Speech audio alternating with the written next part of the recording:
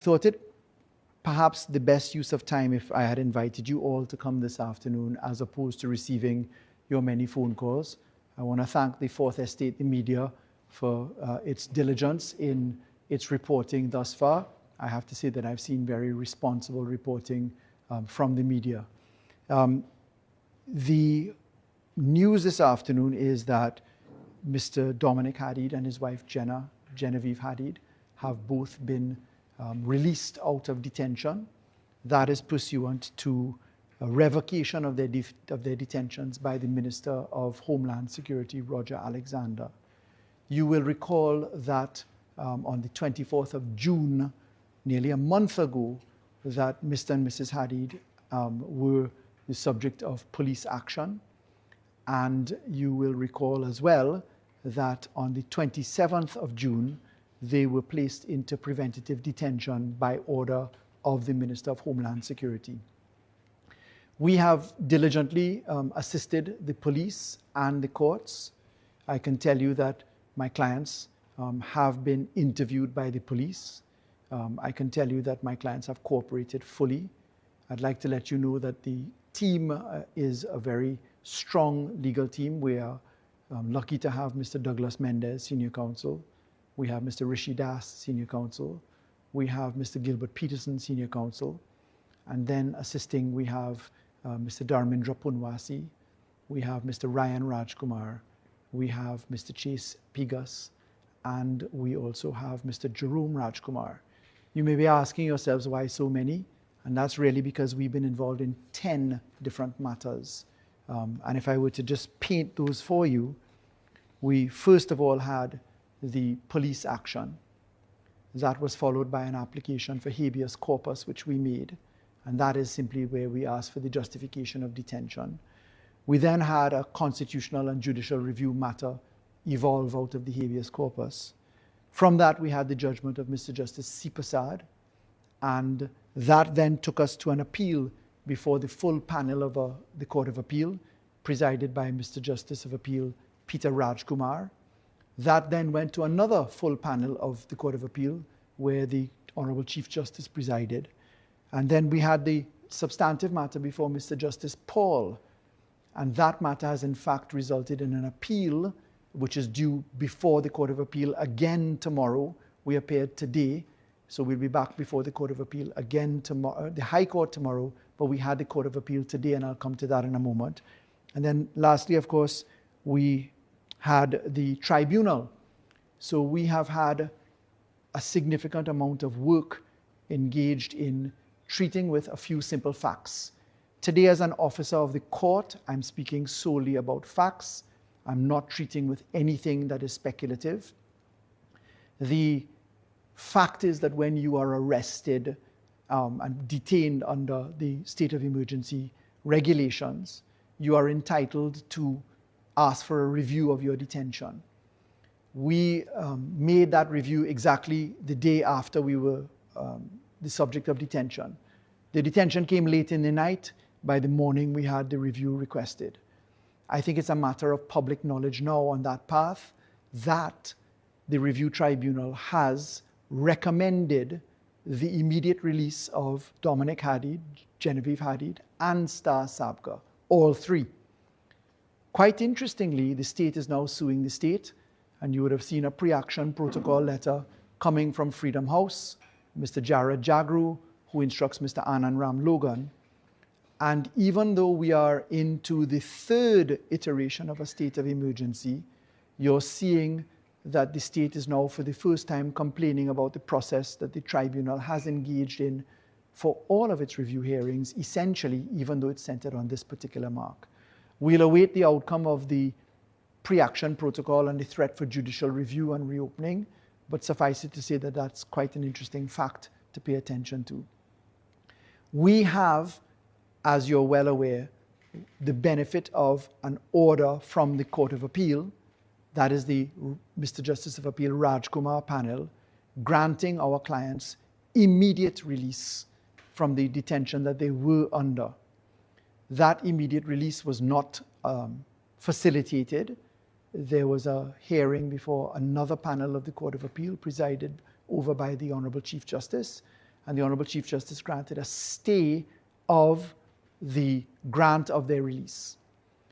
That stay was given on the basis of a representation, an agitation, a full commitment that the state would take an urgent appeal to the Privy Council.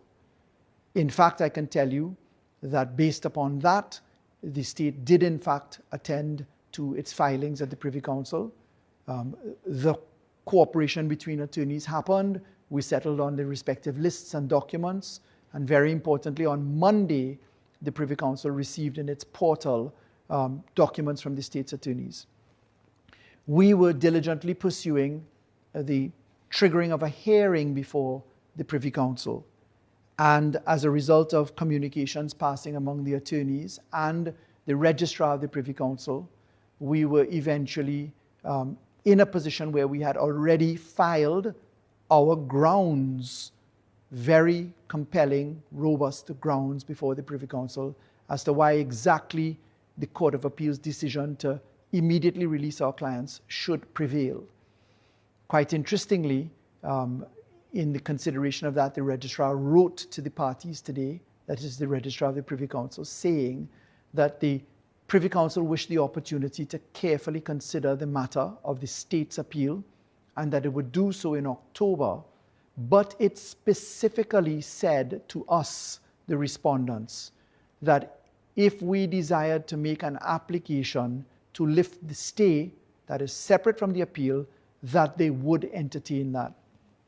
I think it's important for me in clarifying that point to observe that the registrar of the Privy Council took note of an article today by one of the media houses which quoted some of the excerpts of the communications from the Privy Council. I can tell you those communications from the Privy Council did not come from our team. You are perhaps witnesses to the truth that save for the interventions I gave you outside of Golden Grove and at the court, I have had nothing to say on behalf of the Hadeeds in relation to this matter.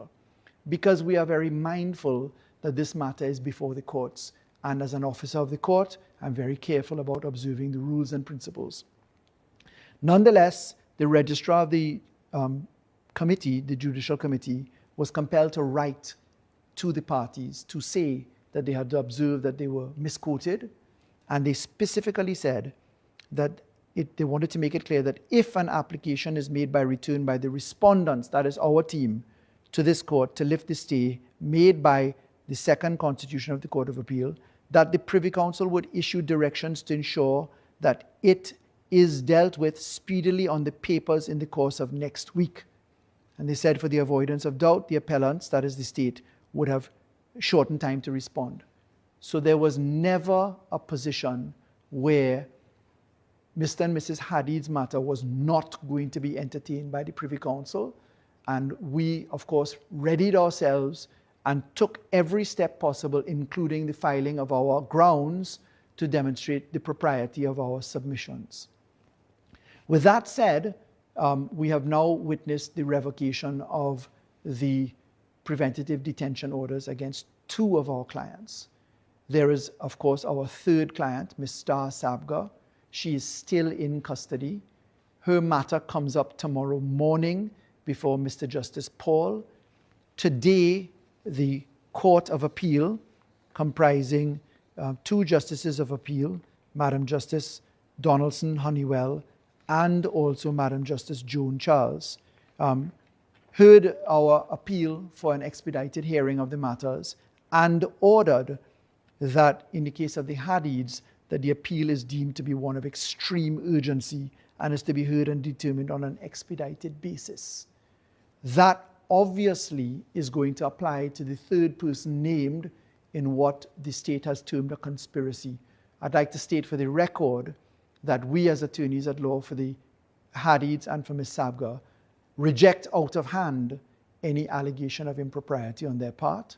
We have presented and put forward in our evidence all of our submissions and facts. We have laid before the courts the fact that our clients have not been charged, that our clients cooperated with interviews, that our clients put forward all of their particulars. Quite simply, our clients are very interested in just having their names cleared and in cooperating with authorities as they have from day one. It is not a situation where we wish to go into a ding-dong match as to who is right and who is wrong. That's a matter for the courts to treat with. But suffice it to say, as one of the attorneys at law for our clients, we are instructed and we have put before the court the evidence that shows the propriety of their actions. We addressed very importantly the affidavit evidence of the Honourable Minister of Homeland Security. You would have seen that affidavit where he annexed a document referred to as top secret, and we were able in a matter of hours after receiving that to put first-hand evidence before the courts for its consideration to deal properly with the evidence that the court ought to consider. Needless to say, it was if I'm polite, it was a knockout punch to the evidence that the minister put forward before the courts. There'll be a lot to say as the matter progresses. We are still before the courts.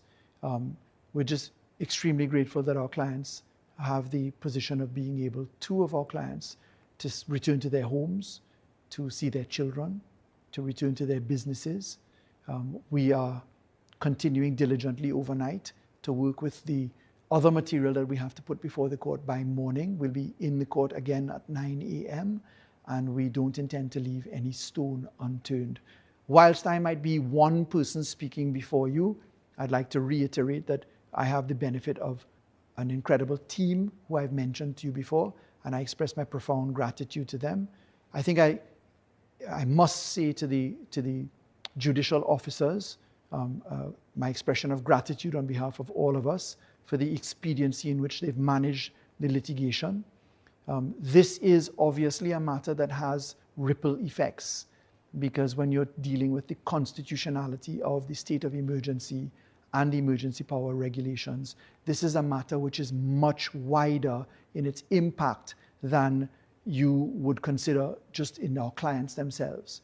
So we are pleased to be doing our part in the due process and rule of law realm to ensure that proper advocacy as to the constitutionality of the state of emergency, the regulations and detentions is properly considered. This is something that affects all persons. At the end of the day, I think that we must abide by court processes and await the outcome. I'll remind that the ultimate court is the Privy Council. It is our apex court, and that is why we were there up until a moment before we were informed of the revocation. In fact, we were filing documents at that very moment as per the invitation of the Registrar of the Privy Council. So, folks, that's the recap for you now. I would just respectfully say that I think that Mr. and Mrs. Hadeed deserve a little bit of time to, to have themselves back into order. So I'd ask for your patience in that regard. I know you're anxious to have the perspectives of any story put forward. I don't, not recognize what the media is doing. I thank you for your work and for your diligence. If you have any questions, I'd be very pleased to answer them. Mr. O'Reilly, can you just sort of walk us through exactly what their mentality or their mindset may be at this particular time? I would imagine that it's been very trying. In your own words, how have they been coping with everything so far from the date of the arrest to the fact that they've been released today? When you're put into a position of being detained by the state on the type of allegations that have been made, needless to say, it's a shocking experience. It was something out of the blue. It is not something at all that you could have predicted. It is certainly something which we say is not true. To speak to their mental state, I'm very careful about reflecting upon people's personal appreciations. For my own part, I can say that it would no doubt be extremely difficult. And it's something that impacts upon the whole family. I often look at the commentary that comes after I make statements or people make statements about the matter. There tends to be a very strong polarity in Trinidad and Tobago. Understandably, there's jaundice. Understandably, there's sarcasm and cynicism. So I want to be very careful about answering that question to stay within the confines of the law for now, because sometimes what you have to say isn't very well received, because there aren't very many generous hearts out there on issues such as this. Mr. O'Reilly, what about the physical health of Mr. Dominic Hadeed? It was referenced by the court earlier today, the Court of Appeal, they did say that he was visibly affirmed. Do you think, could you give us an update on his health, if possible, and also say if you think that this weighed into the Minister of Homeland Security decision to revoke the PDOs? I'll deal with the latter question, part of the question first. I couldn't possibly say what was in the mind of the Minister of Homeland Security. And I'd prefer not to go into Mr. Hadeeds' medical condition, largely because it's his medical condition. We put it before the court as we had to, because there are certain obligations on the part of the state to treat with people once they are in custody. I'd like to stay in that realm for now. Suffice it to say that the decision of the Raj Kumar Justice of Appeal panel wasn't in relation to medical evidence. It was part of it, but they were dealing with something called the liberty of the subject. And what is important as a takeaway in law from this matter is that the Court of Appeal affirmed the fact that the courts of Trinidad and Tobago have supervisory jurisdiction over the preventative detention detainee issue.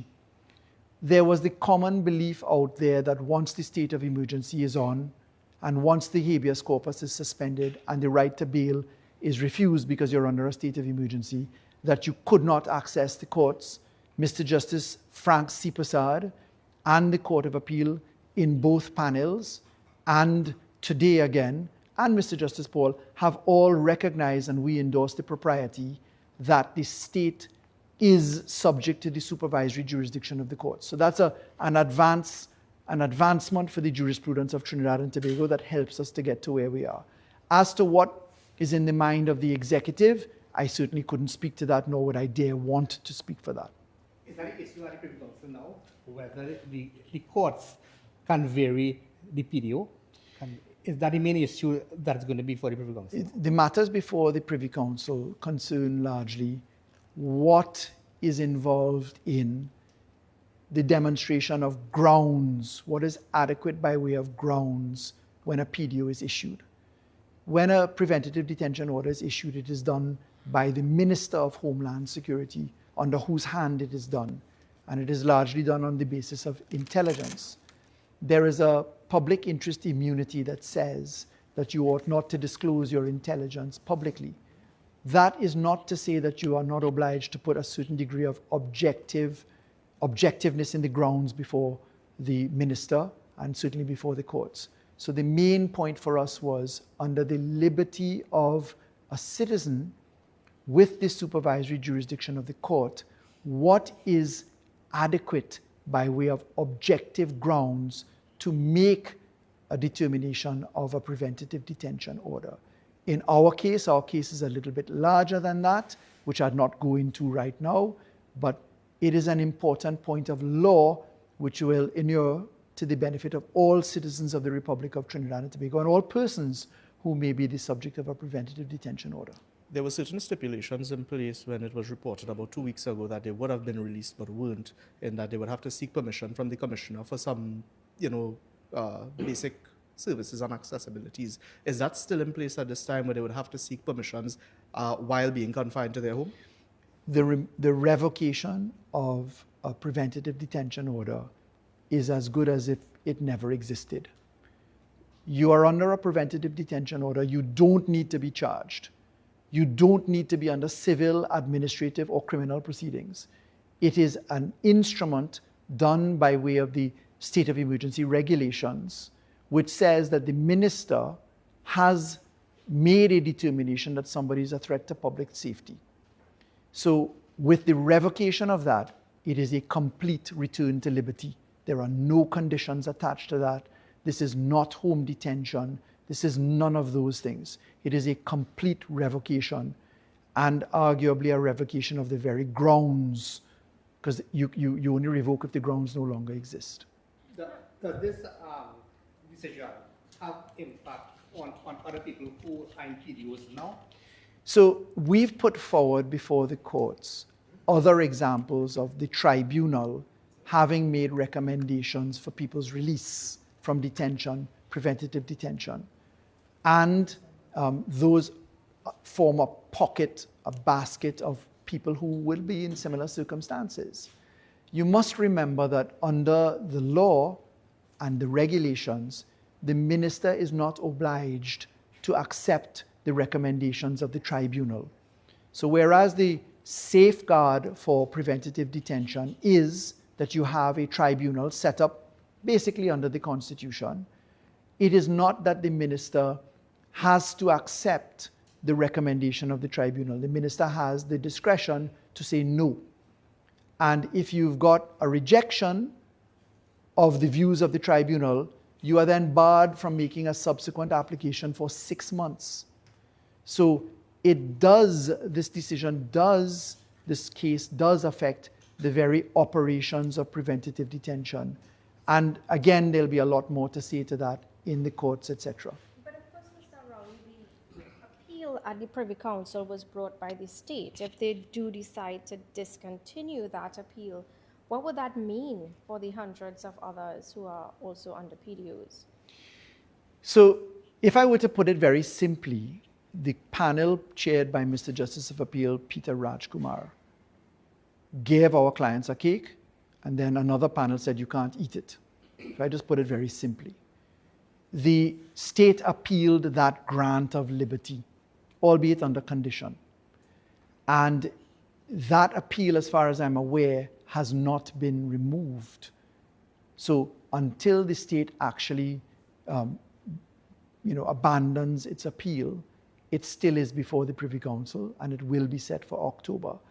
You may be entering into the realm of whether the appeal is academic, but in this case here, the academia may be useful to the rest of Trinidad and Tobago to deal with these issues frontally.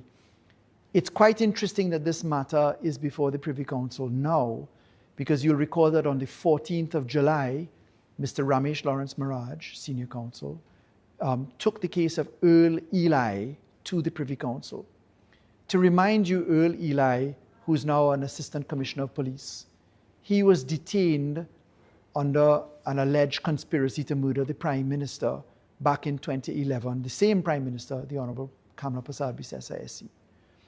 He was released out of detention, and his matter has now taken a full 15 years to get to the Privy Council.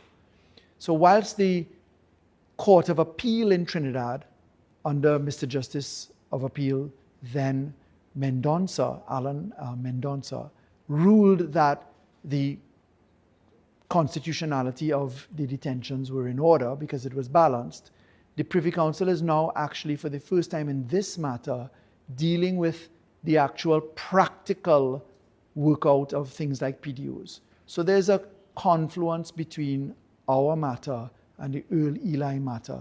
And quite interestingly, it would have come up before the same panel. So that's why I would imagine the registrar made it clear that the respondents, meaning our clients, had the ability to apply, and we were in fact applying, and therefore it might be useful for that matter to still be heard. As the attorney for the Hadeeds, does this revocation, in your opinion, indicate that the state is admitting that it erred?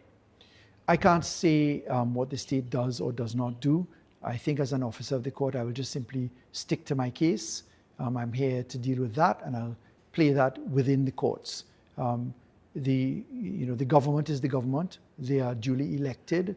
They are the government of the Republic of Trinidad and Tobago, and they can speak for themselves. Are you able to share why Mr. Dominic Hadeed refused medical treatment offered by the state?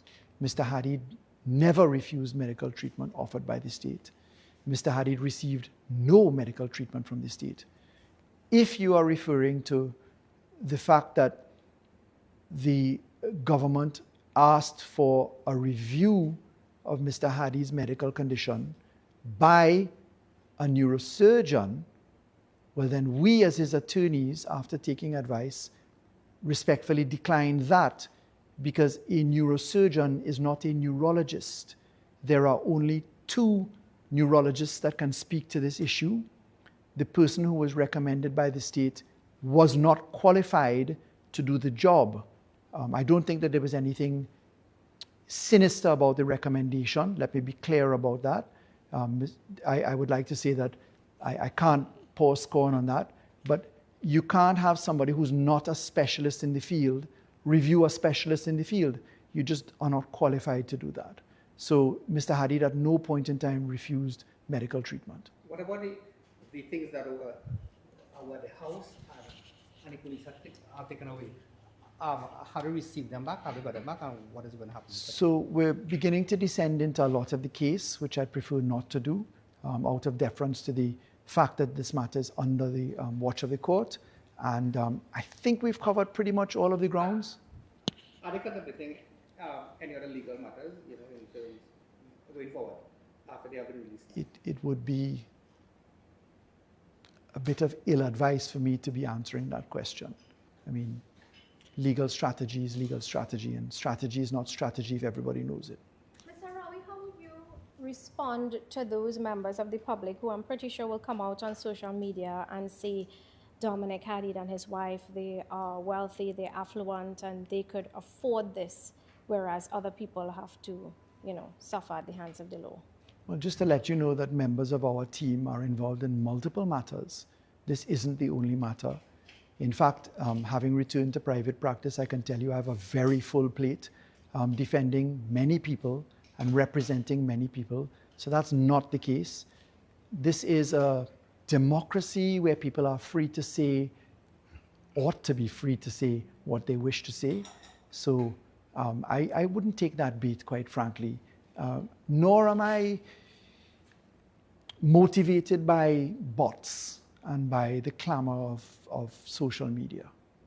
The Minister of Homeland Security, Roger Alexander, in response to the SOE Tribunal's suggestion that they be released, your clients be released, he would have said that he felt that his rights were breached because he had a right to say or some sort of input regarding that particular outcome. Is there anything you would like to say to what, he would have responded to regarding the SOE Tribunal? So I addressed that a little bit earlier to say that I noted the correspondence coming from Freedom House under Mr. Anand Ram Logan, where quite peculiarly the state is suing the state on the workings of the tribunal. I mean, this is not the first time the tribunal has been in existence under the states of emergency. I leave the state to figure itself out. I don't have any comment in relation to them at this point.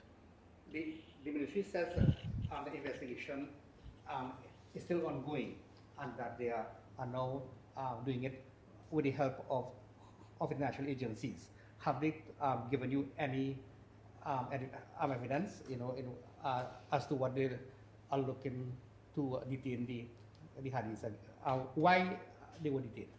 So I haven't seen that, so I couldn't comment on it. But you did say that the ministry has said. Yeah, well, in the release, the revocation of the PDO, they said that international agencies, they are working with international agencies. I think the only thing that I could say, quite simply, is that, as far as I remember, it is the Trinidad and Tobago Police Service that investigates matters. So I think we ought to clarify that. But have they given you any evidence why the Hadeeds were detained? As I've said before, we have cooperated fully with the investigations, and save for 2 lines in the PDOs in paragraph 5, which said that persons were supposedly in the position of having said words to the effect that, in other words, they're not actually their words. We have had nothing else. Will you tell how the evidence was gathered?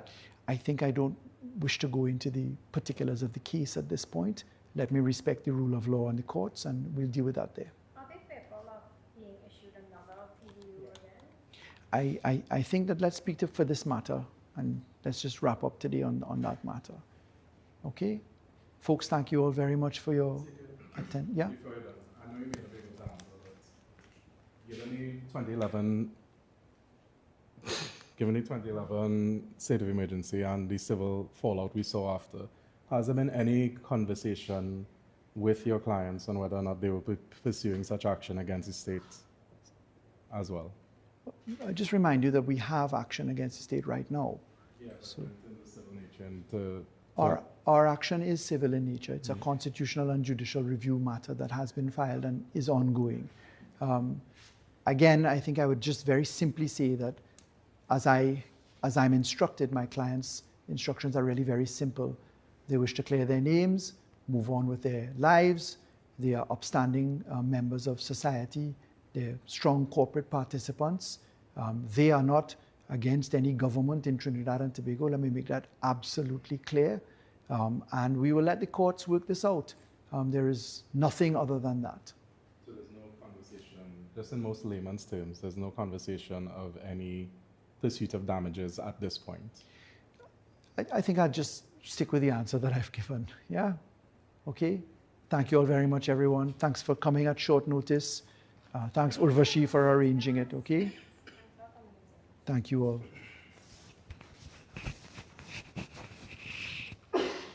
Oops. แล้วก็เรื่องหมักเนี่ย